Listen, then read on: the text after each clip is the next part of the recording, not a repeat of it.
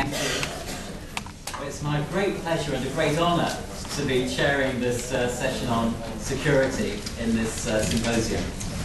And we should be aware that when we're talking about the security of the Baltic States, we are really also talking about the security of Europe. So I'm really delighted to have three panelists here this morning. We're going to be looking at how Russia has securitized its culture, has presented its culture as being under threat as part of its foreign policy in relation to the Baltic States, and particularly Latvia. We're going to be looking at the strategic cultures of the three Baltic states, and we're going to be looking at the energy policies of the Baltic states. And I'm going to introduce first of all the three speakers and then shut up and let them speak. First of all, Andris Kudors, who's the Executive Director of the Centre for East European Policy Studies in Riga, and also doing a doctorate at the University of Latvia, also in Riga. And he's going to be talking about securitization of culture and Russian foreign policy towards Latvia. Then we have Dr. Margarita Šešelgyte, who is Director of Studies and a lecturer at the Institute of International Relations and Political Science at Vilnius University. And her paper is called Three Midget Warriors, Strategic Cultures of the Baltic States. And finally, we have Romas Švedas, who is also a lecturer at the Institute of International Relations and Political Science at the University of Vilnius. But I think we'd be wrong if I just left it to that, because he's also got a tremendous amount of experience in the energy industry, being a member of the EU high-level group on the Baltic Energy Market Interconnection Plan, and also he's been chair of the boards of Klaipėdos Nafta, and he is in charge of the new planned nuclear power operation, which we were talking about earlier with Andras. So, welcome to you all, and please, would you like to start? First of all, I'd like to thank organizers for having me here, and I'd like to thank also Andris Kasekam for this raising new issue, maybe not new one, but to be in mainstream now. I think I have to say something about Baltic unity. And, I used to say that Latvia has three good neighbors. It's Estonia, Lithuania, and the Baltic Sea. So that we want to live in peace with all our neighbors and have a good relationship with all countries around us. So that, and I must say that I share your view to this state of unity of Baltic states, and but I think if we see some illness, we can find some medicine. And I just, when I were sitting back there, I just figured out one maybe good medicine. Probably we will invite Finland to be again Baltic state. If you remember, before Second World War, sometimes Finland was mentioned as a Baltic state. At least it was in Molotov-Ribbentrop Pact. I don't like the document, but so if Finland will be once again Baltic state, Estonians will be jealous, and they also will want to be in that company and with their So, but back to securitization of culture in Russia. My presentation include three parts. First, will be like short reminding for all of us about what is securitization theory, just basic aspects. Second, will be focus on one of the important documents of Russian security policy. It's national security strategy of Russia. Sorry. And third one will be I will touch some consequences in Russian foreign policy toward Latvia. Consequences of securitizing of culture in Russia. So, introduction of securitization concept only became possible because of influence of social constructivism on the international relation theories in 1990s.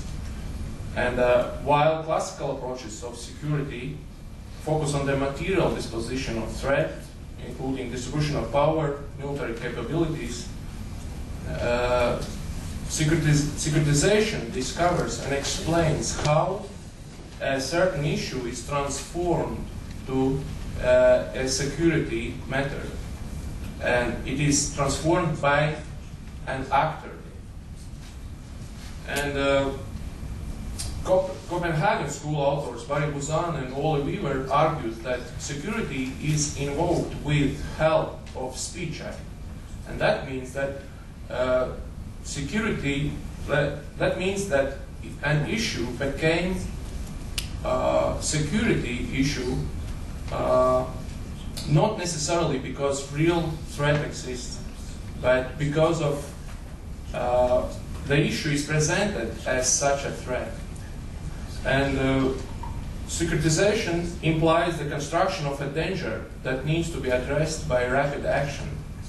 And securitization is enormous power as an instrument of political and social mobilization of society. And when we speak about Securitization Act, we can look at three basic elements of securitization. This is securitizing actor, its referent object, and audience. Securitizing actor is an entity who make so-called securitization move or statement, and referent object is object that is being threatened and needs to be protected. And audience, target of securitization is audience that needs to be persuaded. And audience have to accept that particular issue is a matter of security.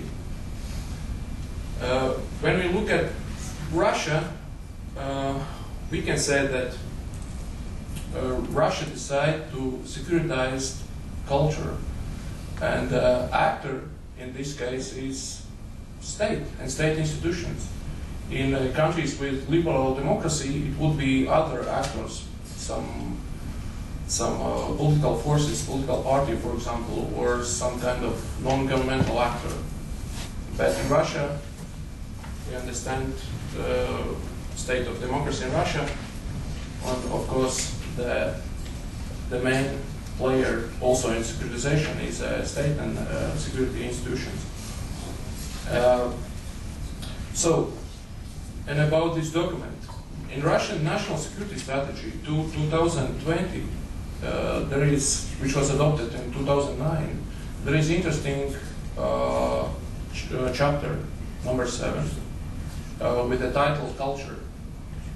And I will read some sentences just to show that wording which is used, with your permission, and silence in room I take as a permission. There is a paragraph 79 which says strategic objectives ensuring national security in the cultural sphere are as follows. And I will not read all of them, just several, which are, from my point of view, the most important. And chapter 81, negative influences on the state of national security in the cultural sphere are intensified by attempts to revise perspectives on Russia's history, its role and place in world history. So this is one element, history. Let's go further. And 82. In order to counteract threats in the cultural sphere, the forces of national security, together with civil society institutions, ensure the effectiveness of state regulations intended to support and develop national cultures. There is continuation that I will stop here. So, what is important here? Forces, who is responsible for counteract the threats? It's forces of national security. And this, for my perspective, this is one of important point when we try to understand what securitization of culture in Russia is meaning. Together with civil society institutions. So I will speak about later on, but there are civil society institutions. Maybe not just like civil society in Western perspective, from Western perspective, but they call it civil society. So 84. In the medium and long term, the resolution of national security challenges in the cultural sphere are achieved by acknowledging the primary role of culture in the rebirth and preservation of cultural moral values, by reinforcing the spiritual unity of the multinational population of Russian Federation. So there is once again important point, spiritual unity. And if you will read other documents and if you will listen what Russian politicians and foreign policy implementers are saying about spiritual unity, you will find soon out they mean by that Russian like Eastern Orthodoxy and Russian Orthodox Church as a main actor who will provide that spiritual unity. And also, and finally, by developing of joint information telecommunication space in the Commonwealth of Independent States and neighboring regions. So the exact wording of joint information telecommunication space is like гуманитарная информационная сфера, which means like humanitarian informational. I'm not sure about appropriate translation, but to understand what Russia is meaning with humanitarian dimension and with this notion, we can look at other document of other conceptual document of Russian foreign policy. It's overview of Russian foreign policy of 2007. And this is like semi-conceptual document which was created after Vladimir Putin's order to Ministry of Foreign Affairs, which also invited several think tanks and researchers, who decided that humanitarian is include four elements. It's cultural and scientific cooperation with other states. It's consular relations. It's Russian compatriots policy, and it's Russian fight for human rights, not in Russia but outside, of course. And this is written in this overview of Russian foreign policy. And a month ago, I think, was published annual report of Latvian Constitution Protection Bureau, which is our one of the security institutions in Latvia. And there was mentioned that Russian compatriots policy is unfriendly, and some details were put in, and there was reaction also from Russian side already. And one of the reactors was Konstantin Kosachev, who is a former chairman of Foreign Policy Commission of State Duma in Russia, and nowadays he is since March he is chairman of Rosatrunchestvo. This is successor of one of Soviet institution. We can call it Russian propaganda institution, but also they care about compatriots residing abroad. And he said that there is no bad aims toward Latvia inside of this compatriots policy, just humanitarian issues. But when we look at those humanitarian issues, we can see that there is so many political messages and so many political demands inside of compatriots policy. And so what we can take from this document, from that strategy, which will be enforced till 2020, that there are two basic elements of this securitization of culture. It's spiritual unity and specific view to history. And I think it was also a month ago or 2 months ago, Minister of Latvian Latvian Minister of Foreign Affairs, Edgars Rinkevičs, put two Russian historians in a list of persona non grata. It was Mr. Gyukov and Mr. Siminde, because they tried to organize some exhibition in Latvia about Second World War and with some interesting points of view to Latvian history. And on the one hand, we can say, okay, we are not free to get some discussions, to allow discussions with people who think different about Latvian history. For example, they like to see that Russian children in Latvia would look at a joining of Latvia to USSR as a voluntary act, not occupation, and they like to see that deportations after the Second World War were just implemented, that deported were just people who were collaborators with Nazi.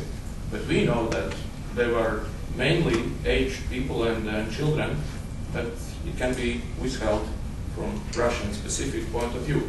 So it's not easy to discuss with them. I tried, but I didn't succeed. No, not with those gentlemen, but with the same kind of. So and this, as I said, this is written that civil society institution together with national security. So, and there is some interesting persons and institutions who try to make some influence on the processes in Latvia. Like there is a Russian Institute for Strategic Studies, for example, and with Leonid Reshekin in charge. And he is a former general of Russian security service, like foreign intelligence service. Russians used to say there is no such a thing as a former security officer. And what is interesting, Leonid Reshetin also is, he represents Russian Orthodox Church in Bulgaria. And this is, and there is no time for that, but there is so many examples where also Orthodox Church work together with government and also with security services. So, and in Latvia, situation in Latvia, we can see that we have problems with integration process, with ethnic integration process of society. And I will not, there is no time, and I will not say everything about Latvian mistakes of Latvian politicians, but I would like to say that Russia, with compatriots policy and with huge presence of Russian media in Latvia, undermine ethnic integration process in Latvia. This specific view to history is one of the points which split our society. And of course there is mistakes of Latvian politicians, but we can see there is a serious trend in Russian foreign policy which tries to do it. And I am happy that after this referendum in Latvia about the second state language, after that referendum, Latvian politicians start to think more seriously about these problems and speak more openly about the influence of Russia. Thank you. Thank you.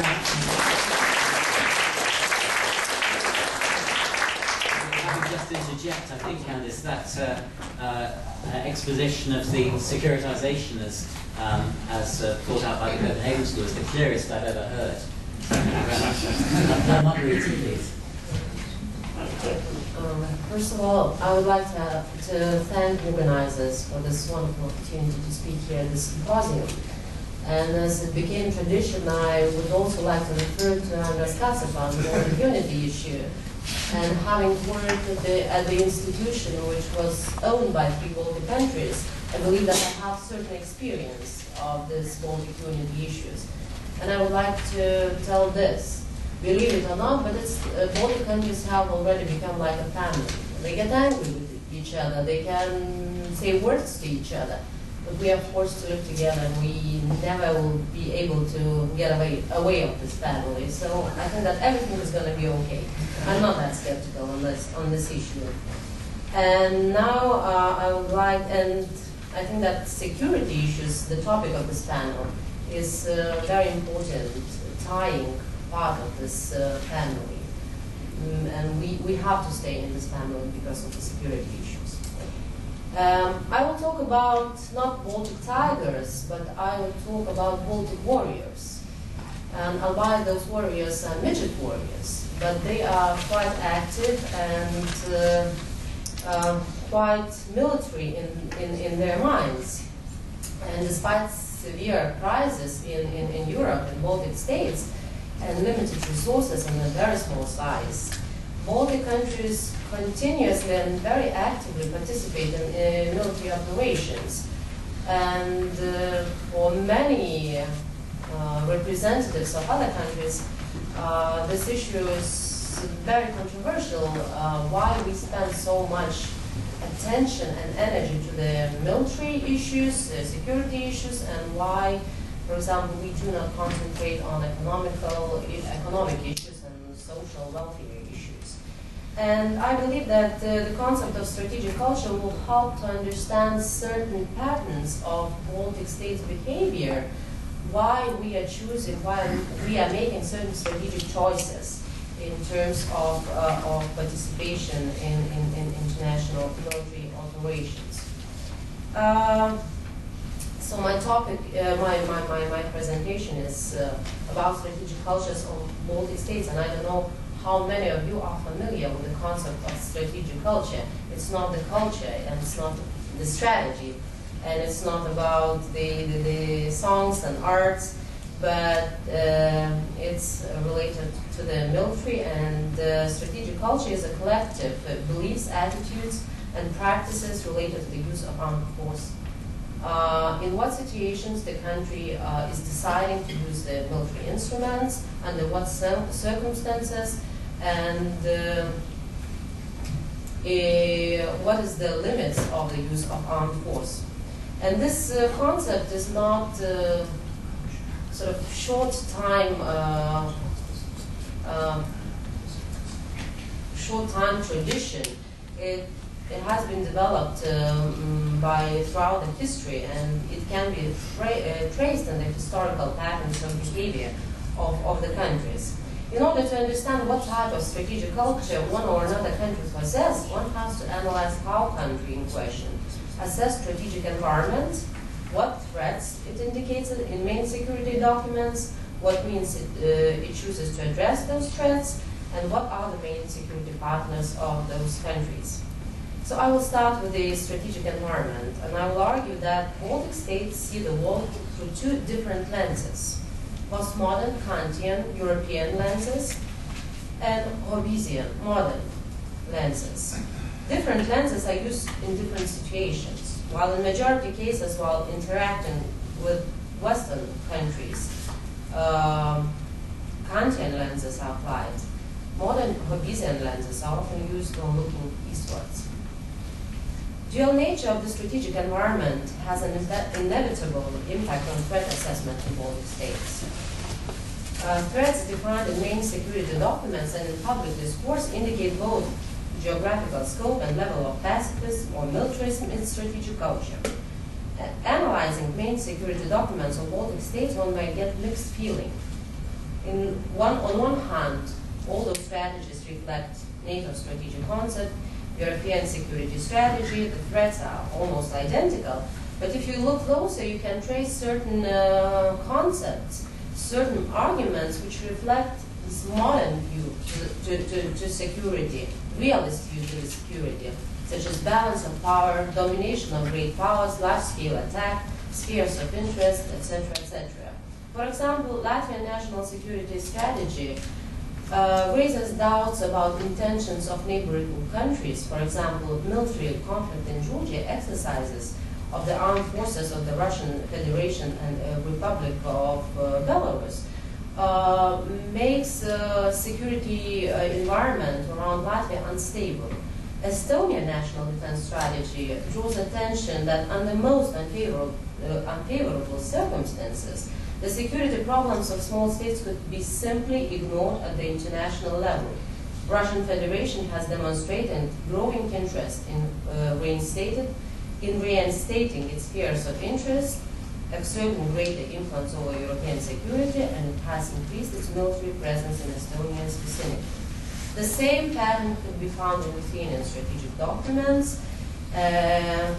New national security strategy of Lithuania says the probability of direct military confrontation in the region is low, but increasing military power of certain regional states, tendencies of power demonstration, and threats to use it, also cases of the use of power do not allow the rejection of possible military threat to Lithuania in the future. So because of this constant emphasis on modern type of threats and continuous prioritization of Russia-related security issues, Baltic states have been constantly criticized. And they've been, there were arguments that Baltic states decision makers are exhibiting a security tunnel vision caused by militarization of their mind. They were accused on numerous occasions of deliberately and irresponsibly imagining the Russian threat and artificially securitizing Russia to attain their selfish goals. In 2007, the European Council on Foreign Relations called Lithuania alongside with Poland as new Cold Warriors, and Latvia and Estonia signed to the group of frosty pragmatists in their relations vis-à-vis Russia. One of my colleagues analyzing security policies of Baltic states stated that Tallinn, Riga, and Vilnius does not, and will not trust Moscow, whether it hosts authoritarian, semi-authoritarian, or semi-democratic regime. And this is one of the most important points of their security policies. So although it's not the aim of this presentation to enter into debate why Baltic states do not trust Russia, one has to bear in mind that this distrust towards Russia is a part of national identity, and therefore it's imperative to understand this distrust in order to understand strategic choices of both countries. Next element of strategic culture is the strategy and means to address threats. And by all means, Baltic countries are very active in using military instruments by participating in military operations, and by all means, this activity supersedes their resources and their size. For example, Estonians' largest deployment from July-December 2009 in ISAF was 2 infantry companies. There was 280 troops, and it was considered to be the largest contribution in per capita terms in coalition. Lithuania, being a very small country, has its own provincial reconstruction team in the province of Bor, and around 250 soldiers every half of a year are being sent to Afghanistan since 2005. Latvian MOD official website states that to date there are 175 Latvian military personnel serving in the ISAF mission. It's very interesting that international deployments have not been reduced even in the face of severe financial crisis, which made a big burden to national budgets. There have been never an active public debate on the rationale of such overpowering participation in international military operations in Baltic states. There are several explanations for this phenomenon. First of all, security policies of Baltic states have been developing in the face of the direct and evident threat from Russia, and strong military instrument was, as proved throughout history, the only means to preserve national identity. Secondly, strategic choices of Baltic states to rely on their collective defense of NATO means that Baltic states ensure their security by contributing to global security using their armed forces. And thirdly, this active, hyperactive, I would say, participation in military operations is also related to the search for the closer relations with the United States. And last but not least, military instrument becomes a foreign policy tool, a kind of power multiplier, whereby Baltic states try to increase their international visibility. Dual nature of strategic environment vision is reflected not only in threat assessment, but also affects force development choices of Baltic states. Despite active participation in international military operations and move towards higher deployability of armed forces as required by NATO, the element of territorial defense remains alive in all three Baltic countries. Estonia is one of the few nations in EU and NATO that retains conscription. Latvia abandoned conscription in 2006 and did reduce the number of National Guard units, but it still remains the biggest part of the Latvian National Armed Forces. Data on their deployment to NATO missions is not available. One could assume that the National Guard would provide host nation support to arriving NATO troops, but still it reflects that there is certain territorial defense element left in Latvia's strategic thinking. So Lithuania came full cycle, pursuing defense transformation since receiving the map, and essentially abandoned the philosophy of territorial defense, and in 2008, Lithuania suspended conscription. After latest parliamentary election, Lithuania made a conceptual U-turn back to the 90s. And according to our Chief of Defense, rebalancing territorial and collective defense. And we expanded their territorial their units from 5 to 6. And the 2nd Infantry Brigade is taking shape according to 2012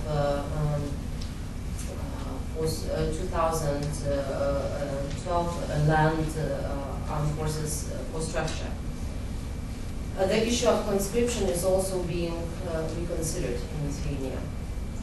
Security choices of small states to a great extent depend on their security partners, big states or international organizations. Upon becoming members of the European Union and NATO, Baltic states chose these organizations as the main partners, albeit for expecting different things from those partners. NATO was always considered as a military partner, security partner, whereas European Union was considered as an economic partner. Therefore, Baltic states were active advocates of labor division between two organizations and have never actively participated in the debates on common security and defense policy of the European Union. The lack of military capabilities and inability to agree on main foreign policy issues does not increase popularity of the European Union common foreign and security policy in the eyes of Baltic security elite. Another argument for NATO prioritization is disagreement between old and new Europe and therefore limited opportunities of the new Europe to influence the EU agenda.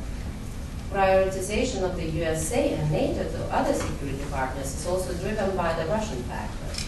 Baltic elite considers CSDP too liable for Russian interests. When French sold Mistral landing ship to Russia and commander of Russian fleet Admiral Vladimir Vysotsky stated that with those ships Russia could win the war with Georgia in 40 minutes, that provoked yet another discussion in Baltic states regarding the trust in EU partners and the importance of security issues and ability to take care of their own security. On the other hand, strong support for NATO is related not only to the 5th article of North Atlantic Treaty, but also to the US presence in NATO. US presence in Europe is considered as a vital element of the security of all three Baltic countries. For example, the national strategy of Estonia defines US presence in Europe as cornerstone of European and Estonian security. Our Minister of Defense, which recently was visiting the United States, said even more that it's not only the cornerstone of Lithuanian security, but it's a cornerstone of Lithuanian identity. Similar wordings and phrases could be found in all the documents of all Baltic three countries. Therefore, US in the identities of Baltic states, contrary to Russia, which is considered as they, not friendly, not friends, is considered not only friend, but more as a part of national identity, as we. According to similar logic, many other countries are distributed to different boxes, according to their friendliness or animosity towards Russia in the security thinking of Baltic states.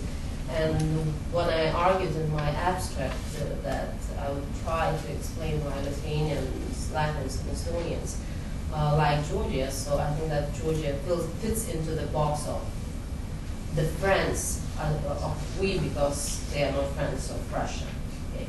And I'm finishing. So my conclusion that strategic cultures of Baltic states may be defined as transatlantic activists, hyperactive strategic cultures, albeit with very limited resources and potential. And that the main factors that shape those cultures are geographical position, historical experience, and distinctive identities that have been developing since the 90s. The interaction of these factors has caused strong emphasis on military threats and Russian insecurity policies of Baltic states, and that would not be modified a lot in the nearest future. But if I would try to look through the crystal ball and would try to make a prognosis, if Baltic states be staying though active in the nearest future, I would say that we will be facing some forthcoming problems in that sense, because economic growth is not very promising. I mean, it's promising, but our economies are still suffering certain problems from the recent economic crisis, and our budgets are not, with the exception of Estonia, have been shrinking. And I'm not sure, I think that there is a certain point of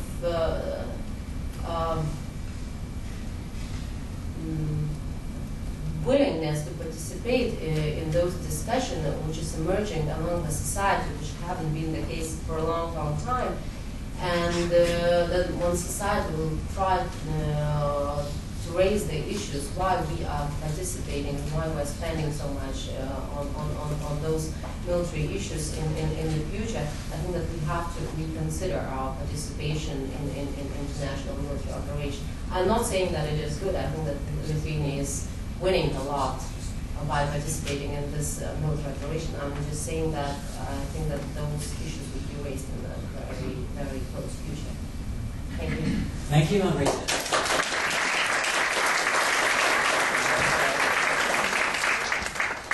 I like very much your view of the Baltic states using Hobbesian lenses looking east and Kantian lenses looking other. On us.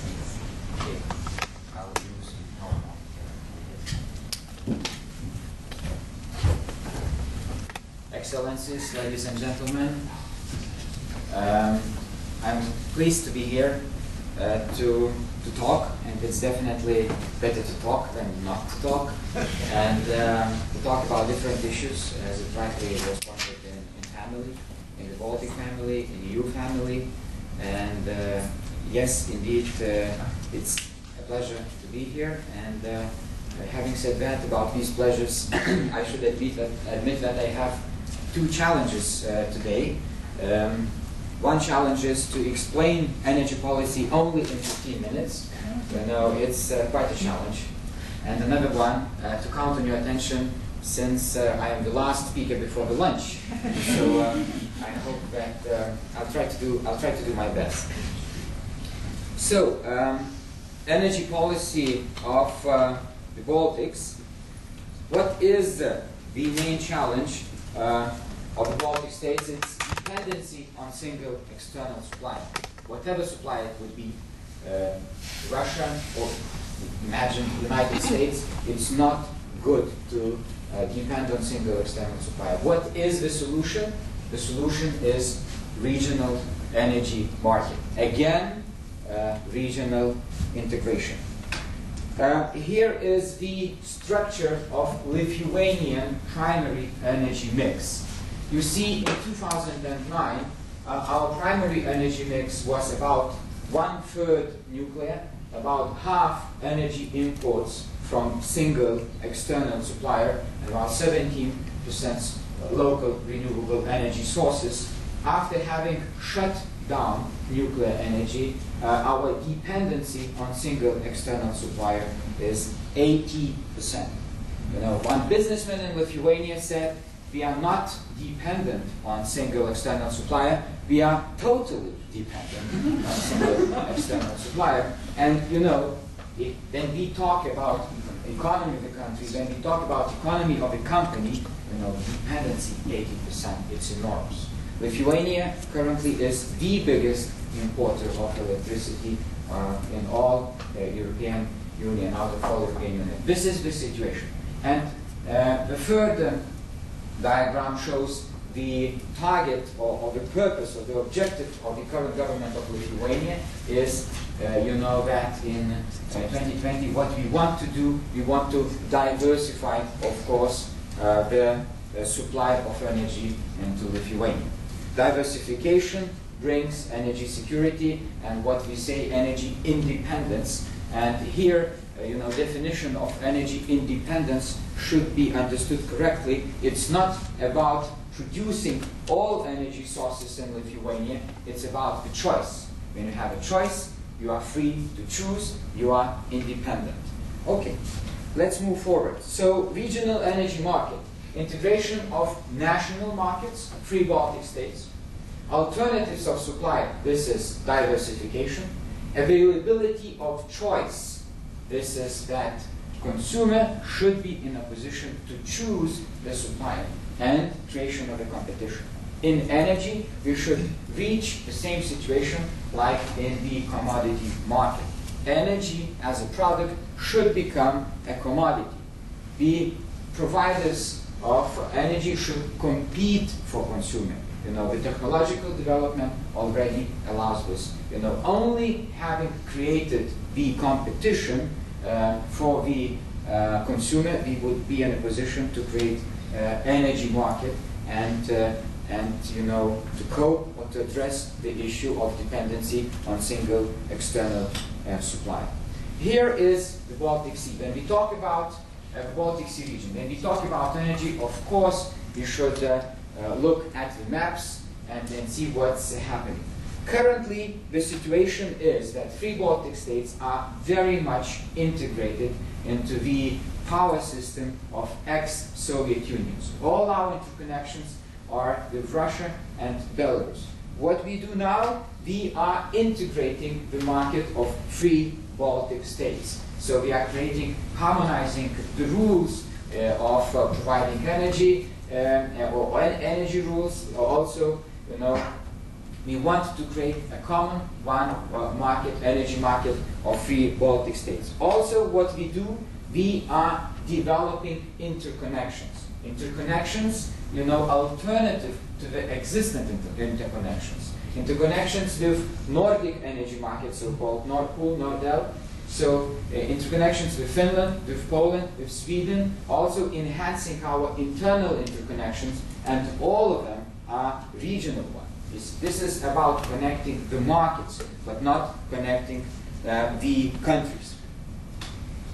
And also another target, another objective, 3 Baltic states having established interconnections with Nordic countries and with continental Europe. Of course, we want to become a part of the whole Baltic Sea system. And what we managed to agree, of course we are developing, I should say, also our new nuclear. 3 countries are developing a unique project of new nuclear. Also, the Polish participation, they're kind of hesitant. They said that they are suspending now their participation, but nonetheless the project is going forward. Again, it's a regional project, and all this project is a part of Baltic Energy Market Interconnection Plan, BEMIT. This is European Union plan, which was endorsed by the heads of the states of all countries of the Baltic Sea, not the Baltic states. And this is a unique plan of integration, what could be shown as an example also for other regions, like a Mediterranean region. All countries of the whole Baltic Sea agreed on the development of interconnections in electricity, in gas, also some issues on oil sector, and we are developing, and this plan now is under the monitoring system, and it is implemented according to the schedule. But this is, of course, another topic to talk about. Okay, so you see, again, the BEMIP, electricity and gas market. You see here, this is where the objective of three Baltic states to become a part of this Baltic Sea energy market, and Baltic Sea energy market would be a part of the whole European Union system, you know, of regional markets. And the target of European Union is through integrating national markets to regional markets to create a one pan-European energy market. So, you know, from separate energy markets of separate states here to regional markets here, and here are three Baltic states, a part of Baltic Sea market, and to become one integrated pan-European energy market. So what concerns you know, our objectives, we know our direction, we know our, very clearly know where we are on the map, and we not discuss, you know, and we are not hesitating where we should go. Okay, so what is indeed important to underline, and what is the mistake when we talk about the projects, we talk from the national angle. But what is important to underline, that all energy projects are regional projects. It's not about, you know, interconnecting Lithuania and Sweden. It's about interconnecting Baltic market, energy market with Nordic market. And that's why the name of this interconnection is Nord-Balt. It's even if like a symbol to show that we have to integrate our regional markets and that we have to integrate into the Baltic Sea market. And you know, about the projects, when we talk about the project of new nuclear, about interconnections, about LNG terminals, you know, this is not the objective of the country. This is the instrument to reach an objective. You know, and this is also a mistake, you know, very often, I would say, done by the politicians when politicians are discussing, you know, energy issues. You know, sometimes they are concentrating on the project and saying, oh, this is the objective. No, no, no, this is not an objective. An objective to integrate the market, an objective to be the part of the Baltic Sea market, and we can reach this objective using different instruments. Okay, of course, it should be economically based. So here you see our electricity system of the Baltic states, you know, just for you to see, and you know, for you to show how deeply this system is integrated to ex-Soviet Union system. You see, here is Lithuania for Belarus, you know, to Russia. It's part of the ring, you know, so-called, you know, it's a Brel system. So we are very deeply into connection. We do not have interconnections currently here. We do not have here. We have single interconnection, so-called S-Link 1, and S-Link 2 is under the construction. So as you see, very, very big interconnections to the east and no interconnections to the west. So what we do here, this is our plan. Basically, all interconnections should be finalized by the end of 2015. You know, plus minus 1 year. Of course, these are very big projects, but these interconnections should start working by the end of 2015. Interconnection with Poland should be developed in 2 phases. The first phase, you know, the half of the project should be done by the end of 2015. And the end, of course, the project of nuclear, I will talk about it a bit later. In gas sector, here is the system of energy, I mean, of the Baltic states in the gas sector. Unfortunately, I should admit that in gas sector, 3 Baltics are not yet advanced to such an extent where we are advanced in electricity. Because in electricity, we know very clearly our direction, we know our objectives, and we really achieved already really serious results. In gas, unfortunately, you know, the policy is developed on a country-based, but not yet on the region-based. So, but I think that you know, we will manage to do that also in the gas sectors. This is a Lithuanian basic, the most important projects in the gas sector. You know, this is LNG terminal, which is going to be developed in Klaipėda. This is, you know, interconnection, which is going to be finalized in 2 years, you know, to make a ring of gas flow in the country. Also, what we talk about Lithuanian Polish interconnection, and here we are doing now a feasibility study, already a third one feasibility study. But this interconnection should interconnect the regions, not the countries, you know, continental European Union part and the Baltics. And also what we do, we are examining a possible underground gas storage. You know, it's under examination, it's not yet finalized. Now, a couple of words about new nuclear project. You know, new nuclear project. You see here on the photo, this is Ignalina. This is our current and old nuclear power plant situated, and this is a diagram of new nuclear part. You know, this is the exact place where it's going to be placed, and you know, it shows how it should be on the map. So we should first of all ask a question to ourselves: to be or not to be for nuclear? Is it good or is it not? You know, because nuclear is nuclear. You should be very careful with it. You know, energy people, nuclear energy people say that maybe it's not better to start with nuclear energy, but if you have already started, it would be not logic at all not to continue developing this sector of energy. So in Lithuania, why we say continuation? Yes, for continuation for nuclear, because we have already site. You see, we have a site. You know, we have a site with all infrastructure. We have interconnections. We have roads, railways. We have cooling system in place. In fact, this is the best prepared site in Europe. You know, everything is in place. We have finalized environmental impact assessment 100%. So everything is clear. We just simply can start and that's it. Now we have legal basis. We have our nuclear regulator. We have experienced nuclear regulator. So the experience is there.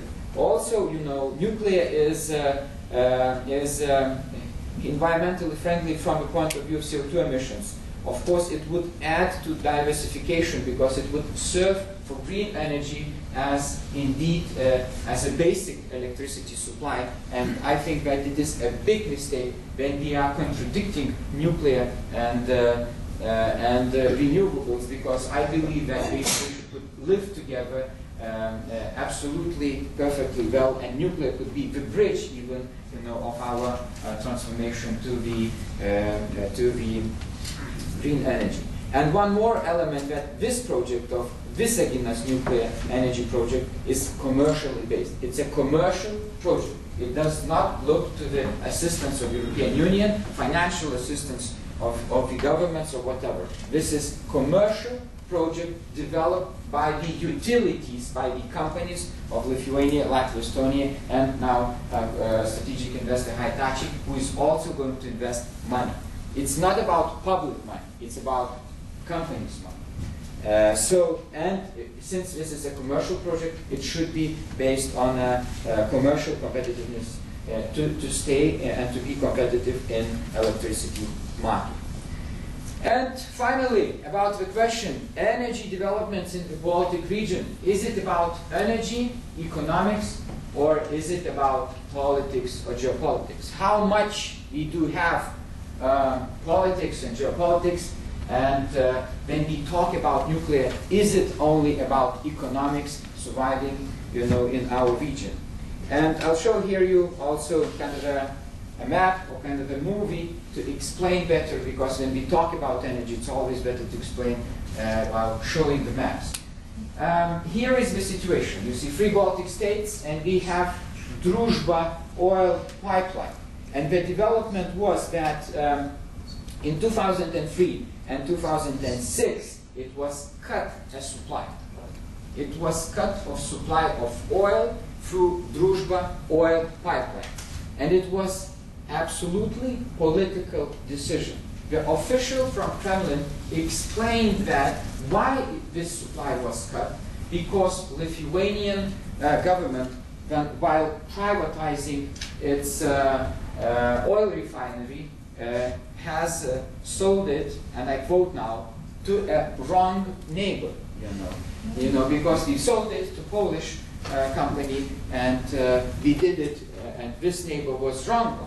So afterwards, Lithuania was raising this issue that, you know, we have to, we are ready to finance the restoration of supply of oil through the oil pipeline, but unfortunately we are not successful. Now, you know, through the Baltic Sea, all oil is transported through the Baltic Sea, and it's not at all environmentally good decision. Then all, you know, 100% of gas to three Baltics is supplied from Russia. So we are kind of divided, you know, kind of into the boxes. We got a portion without any right of re-exports and without any right of establishing a market. Now we have a Nord Stream, you know, developed. And Nord Stream is again, you know, the issue what, you know, sometimes, you know, we hear the signals that Russia may develop a connection through Nord Stream to Kaliningrad, while kind of threatening, you know, Baltic states that, you know, we could have no, you know, transit through the Baltic states, and thus, you know, it could be some developments. Electricity from third countries, also now a lot of electricity, as I said, imported from third countries. Lithuania is the biggest importer, and again, this is about dependency. What Lithuania decided and what three Baltics decided to build new nuclear. So it's our instrument then, you know, of establishing energy market and fighting for energy independence. We are building new interconnections. You see two interconnections with Finland, one interconnection with Sweden, one interconnection with Poland, and they, all of them, as I said, they are going to start to by the 2015. So this is our instruments to, you know, kind of try to fight, you know, and to create the alternative.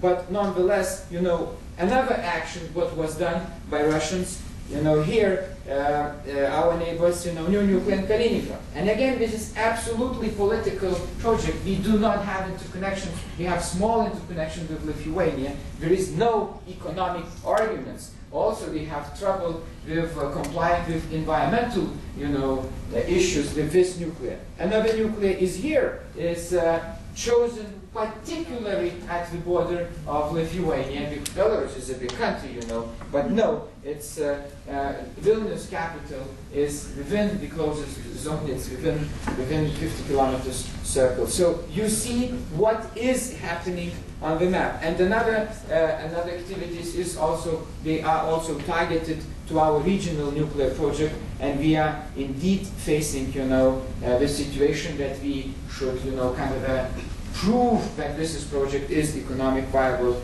and safe. So here is a picture for you what's happening in the Baltic region today. So the question once again, is it about economics? Is it about energy? Or is it about politics or geopolitics? You know, I would leave with you, you know, to answer for yourself. But my answer is that unfortunately, you know, to put it in a very diplomatic way, energy is used not only for economic purposes. Definitely it is used for political purposes. And what's happening today here in the region, this is kind of who is going to dominate in the region. So thank you for your attention. That was, you know, 20 minutes, but I'm ready to answer questions.